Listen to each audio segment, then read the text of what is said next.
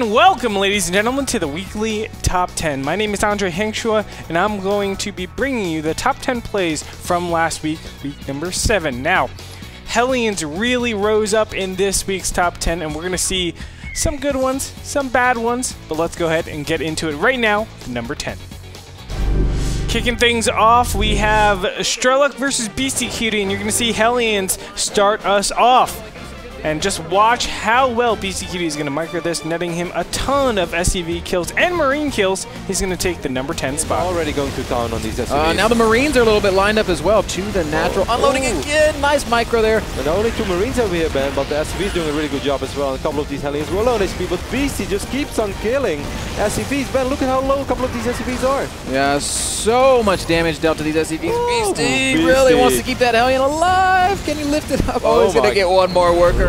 And at number 9, we have Daga versus Finale, with Finale doing one of the most exceptional pushes. But watch how Daga actually deals with this, trapping him in a corner, surrounding him from all sides. He will take the number 9 spot in this week's top 10. Just 2 Immortals remaining. If Daga can pick off one more Immortal, I think Daga has done it, Ben. It's looking closer and closer. Finale supply dropping rapidly, and look at Daga crushing through the Immortals. Oh, great pickup there. Saves the Immortals. And at number 8, we have Violet versus Hero. And watch the elegance. Hero will fend off this 6 pool for the number 8 spot. It's going to be all about these probes and whether or not they can block. And woo, Hero trying to put on a show for us. And how about that defense? And at number 7, we have Masa versus Hobs. We're over here on Cloud Kingdom as Masa about to do some good damage. Now watch the diversion. These 2 Hellions are causing a lot of trouble in the main base. That's of course going to set up Masa to have a lot of space at the natural. You're about to see it for the number 7 spot. Follow up all in. But he's losing a lot of probes again. Wow, Masa is doing so much damage. 6 workers down. Look at the army supply, Ben, and look at all the blue making their way across the map. This Hellion will fall, but it's still 15 against 10. Hasu is going to lose all these probes. This looks fantastic for the Canadian turret. Hasu wants to defend this with Stalkers, and that's not going to help against... At number 6, we have Hangsen versus Sheth, and Sheth coming off of such a big win recently over MC. He's going to pair off against Hangsen. When things seem bleakest, though, the force fields seem amazing.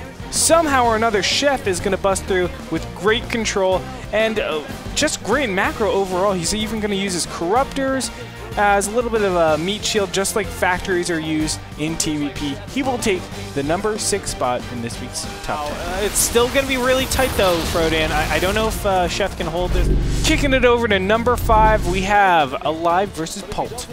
Now, Pult is pretty much dead, right? Hellions in the base against SCVs, Marines. Wrong. Great Micro is going to net him 0 SCV kills and give him the big advantage in this game and the number 5 spot. Number 4, we see Masa versus Rhett, with Rhett doing something unconventional to his style. He's dropping on the Terran. And as you can see, doing amazing damage. Now, what's so cool about this game is Rhett's continuation in all of this. Not only is he putting down a Nidus network, but he's going to be prepping this whole time for this Muta switch. It's absolutely awesome. He was banking all of this money just to surprise his opponent and scare him off, taking the game. The number 4 spot going to Rhett. Will fall as well, which means that Masa won't be able to keep this base alive. And at number 3, we have Strock versus Hero. Of course, Strock doing something that we haven't really seen since the beta, but looking like it's good. Hero, though, he has something to say about it for the number 4 spot. It's going to go down. I think if Strock just targets it down. Oh my gosh. If he just targets it down, but he's not. He's in fact, the Marines from the bunkers are now they're finally starting to shoot the Nexus, I think. Now Strock's going to try to see if he can work onto the Nexus. Is it going to be close? Oh, wow. He's going to get it, He's going to get it. Oh, You're my right. God. Oh, no.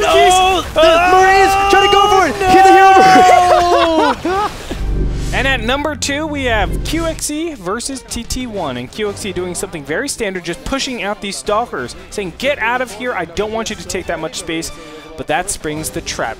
TT1 from the top is going to trap so many Marines here, actually limiting the DPS and giving TT1 the easy win as he sweeps through the bunker. Will succeed in doing so. A lot of Zealots, though, getting a lot of area on this bunker. This bunker will fall.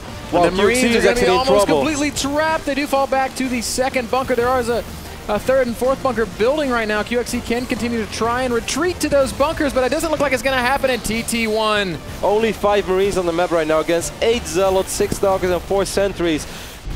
And finally, the #1 spot going to Zenial versus Cloud with this awesome engagement. Zenial's just going to completely catch his opponent off guard and just smashes. The #1 spot going to Zenial. Just like that, another huge wave of Terran has been crushed.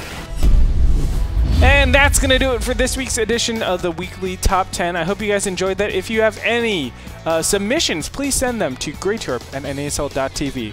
But that's going to do it. Over to you guys in the live broadcast.